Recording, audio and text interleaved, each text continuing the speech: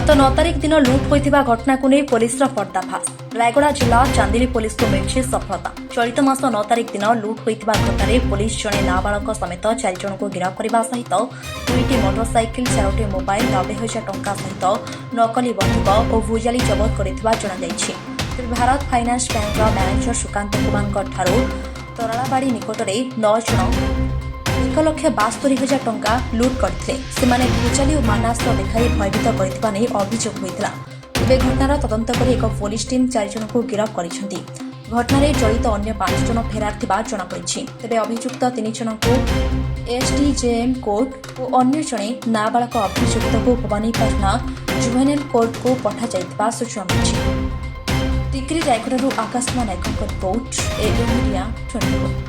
SP Rayagada नेतृत्व में property offence case detection जो प्रयास करा सफलता मिली।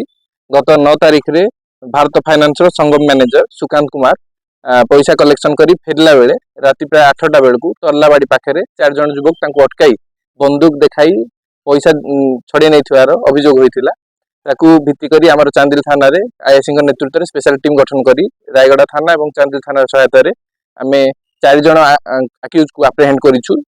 सेमानक ठारू 90,000 टंका 2टी बाइक 4टा मोबाइल गोटे खेलना बंदूक गोटे छुरी आमको मिली सीजर होइछि। अन्य आक्यूज मानक आम अति शीघ्र धरू।